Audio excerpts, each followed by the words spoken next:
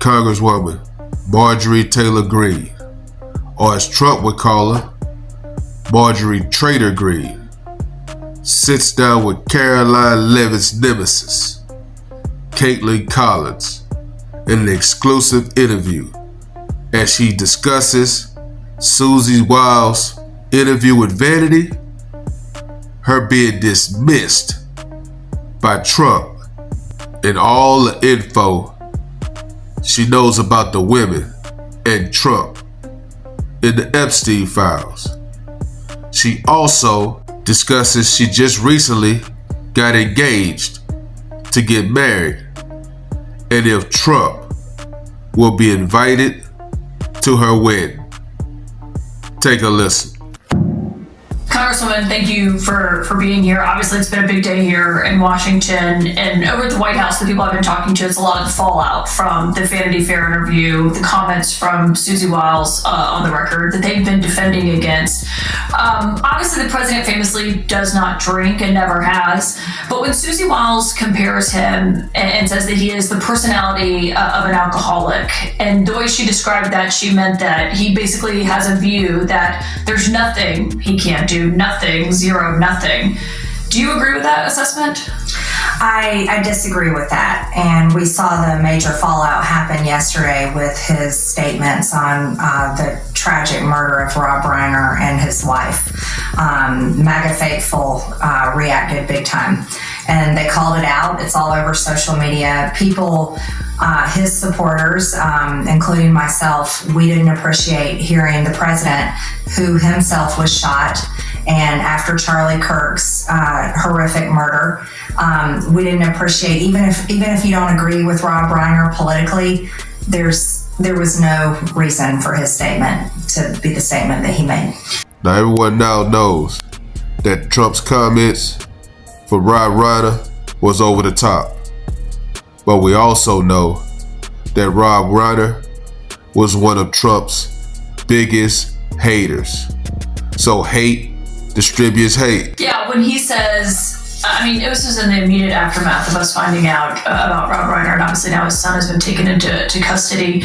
You've said that his murder was not about politics or political enemies. The president called him bad for our country and said he was a deranged person as far as Trump is concerned. I thought that statement was absolutely, completely below the office of the President of the United States, classless, and it was just wrong. It's a tragic murder. It's a family ripped apart, and from my understanding, what I've seen on the news, it was drug abuse and mental illness. And many families across America deal with family members that are drug addicts or have mental health issues. And I think the president should have responded with compassion and talked about those issues. That he didn't have to make it about politics.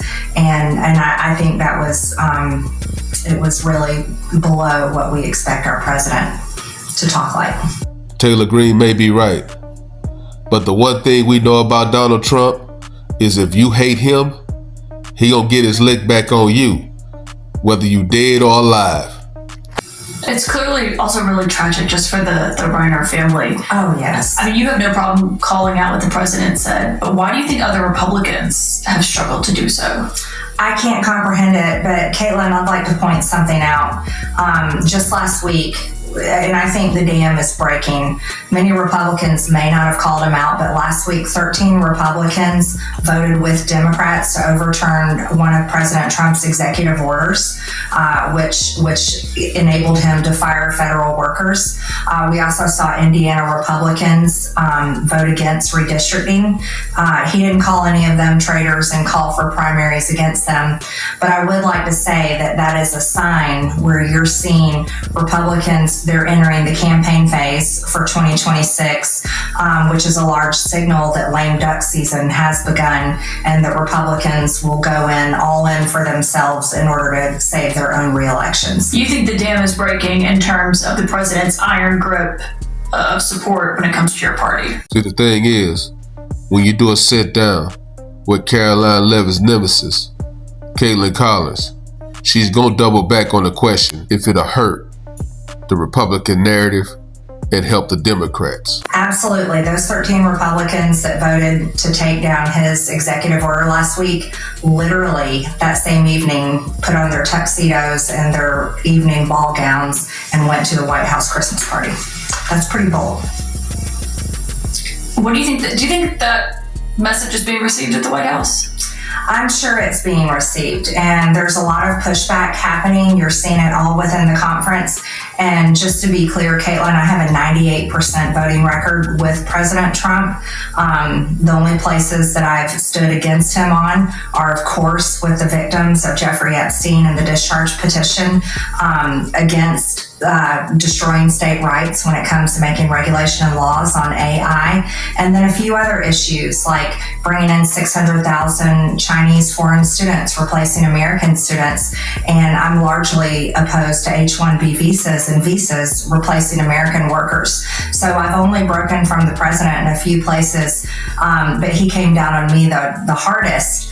But yet he's got real problems with Republicans within the House and the Senate that will be breaking with him on more things to come. I think we all would agree that Marjorie Taylor Greene was one of Trump's biggest supporters, and it probably stung him a little bit that she went against him. But because of it, Trump do what Trump do, inflict pain. Yeah, you wouldn't know that you have voted with him as often as you have if you listen to his recent comments about you. And he was really critical of you when I asked him about you saying that he needs to focus more on domestic issues than foreign issues. That was something that Susie Wells seemed to agree with in this remarkable on-the-record interview. She said that there need to be more talks about the domestic economy and less about Saudi Arabia is probably called for. Do you think that's a message that is breaking through with everyone but the president? Absolutely. While CNN has been talking about affordability, all of a sudden, after Republicans got crushed in that election not too long ago, Fox News is all of a sudden willing to talk about affordability because it is a crisis. And health insurance is the coming crisis that we're trying to work on in the House right now, but they waited too late. Speaker Johnson kept the government shut down for 8 weeks, not the government, I'm sorry, the House of Representatives kept us out of session for 8 weeks during the government shutdown, but yet we could have been in Washington working day in and day out, preparing for this upcoming crisis. In my rural district, I have 75,000 people that are on ACA tax credits. And here's the truth for the Republican Party.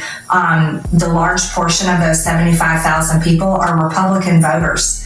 And so this is a real issue, but instead of working hard to come up with a solution, they have waited to the last minute, and we're literally weeks away from those expiring. Do you think Republicans are going to rue the day that those Obamacare subsidies expire? What the hell kind of leading question is that? The Republicans believe that the healthcare system is broken, and the Democrats want to continue to give out subsidies to the insurance companies. And I'm interested to see how Marjorie Taylor Greene is going to answer this question, knowing she's a lame duck in Congress. It appears to be that way. There's a lot of arguments going on in the conference, and that's been happening all day today on the House floor. Yeah, it seemed quite tense today between House Speaker Mike Johnson and some of the moderates who want to vote on those Obamacare subsidies. On affordability, the president is going to address the nation tomorrow night. He says to talk about, basically what a great year they've had since he returned to office. Do you want him to hear him say there's no inflation like he did last week, which is not true? It's not true. Inflation, of course, reached its highest point during the Biden administration, and Americans know that. Inflation has steadied around 2.5%, so he can't say there's no inflation. However, what I would like to see from the president is empathy for Americans. Donald Trump is a billionaire, and he's the president of the United States. When he looks into a camera and says affordability is a hoax and just totally tries to make nothing out of inflation, he's talking to Americans that are suffering and have been suffering for many years now and are having a hard time making ends meet. And so that's not the right message to tell Americans. So what does he need to say tomorrow night, in your view? What the hell kind of question is that? What is the president supposed to say?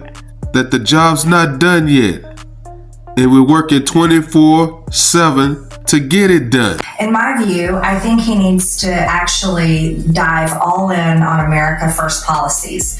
He needs to keep Air Force One parked in the hangar and stay away from foreign countries. He needs to stop the revolving door of foreign leaders into his White House. He needs to stop embracing Al-Qaeda, ISIS terrorists that were once wanted by the United States, who have now become the Syrian president, and stop calling people like me traitors. He needs to focus on the campaign policies that he promised the American people, not his big donors, not big pharma, not big tech, and not foreign leaders. He needs to focus on the people that stood in line in the freezing rain, the snow, the scorching sun, and all types of weather, and stood on their feet waiting to go into rallies to see him and to hear what he had to say. Those are the people that matter, not the lobbyists, not the big donors, and not the people he wants to have at White House big parties. You mentioned the few places where you've broken with him, including on the Epstein files and having those released. The DOJ deadline is Friday. And Susie Wiles was actually pretty critical of the Justice Department's handling of this so far. She said there is no client list, and it sure as hell wasn't on Pam Bondi's desk. Why do you think the Attorney General said that it was then? I'm not sure. I don't have specifics on that, but I've listened to the women themselves. And the women themselves, a smaller portion of them, which is, there's a lot of them. They think there's around 1,000 victims. But a smaller portion of these women say that there is a list of men, rich, powerful men, that they were passed around to. Now, that's a list that they have kept to themselves, frankly, because they're terrified. These women don't have money to pay attorneys if they get sued. Every expense comes out of their own pockets. And after death threats that I've received supporting and keeping my name on the discharge petition, for the first time, I can understand exactly what they've been intimidated by for so many years. So as far as what Susie Wiles and Pam Bondi were talking, I can't speak to specifics on that, but I can speak to what the women have told me. Do you believe that the president is not in the Epstein files, or that he's in them, but he's not in there for doing anything awful, as Susie Wiles put it? Do you think that that's true? The women have said that Donald Trump did nothing wrong, and their attorney told us in a closed-door meeting, and also told us elsewhere, that Donald Trump was the only one that helped them when they went to trial. So I'm believing the words that they spoke. Did you just hear what Marjorie Taylor Greene just said? She has all the political motivation to throw Donald Trump under the bus. And she says that the survivors of the low-life, dead, convicted pedophile Jeffrey Epstein, that Donald Trump did nothing but be helpful. Can we now end this discussion? One thing she also said was that neither the chief of staff nor the president knew that Ghislaine Maxwell was going to be transferred to a lower security prison, which obviously comes with much more, basically more comfortable accommodations. Do you believe that they should reverse that decision then? Because she said that the president was really mad about it. I'll tell you what the women said about Ghislaine Maxwell. They call her a monster. And they were infuriated. They were extremely upset that she was transferred to a much easier situation, and that upset them greatly. So I think, again, the women should be listened to. And I had also told the president at one point that those women should be brought into the White House and welcomed in, and they should be supported instead of some of the people he brings in there. Do you think in 1 year from now, Mike Johnson will be the Speaker of the House? 1 year from now, I think that's hard to say. I think the midterms are going to be very hard for Republicans. I'm one of the people that's willing to admit the truth and say I don't see Republicans winning the midterms right now. So that doesn't bode well for Mike Johnson. You just got engaged over the weekend. Congratulations to you. Best wishes. Thank you. That's probably something that I imagine, 6 months ago you thought the president would be invited to your wedding. Do you still think that that's the case now? Not necessarily, Caitlin. Brian and I aren't like that. We'll probably do something a little bit smaller. And and really look forward to it. Short answer to that question is hell nah. Donald Trump is not coming to my wedding, and I can't believe you would ask a dumbass question like that. Caroline Levitt's nemesis. Let me know what you guys think. Drop a comment, like, comment, subscribe. Follow God, not culture.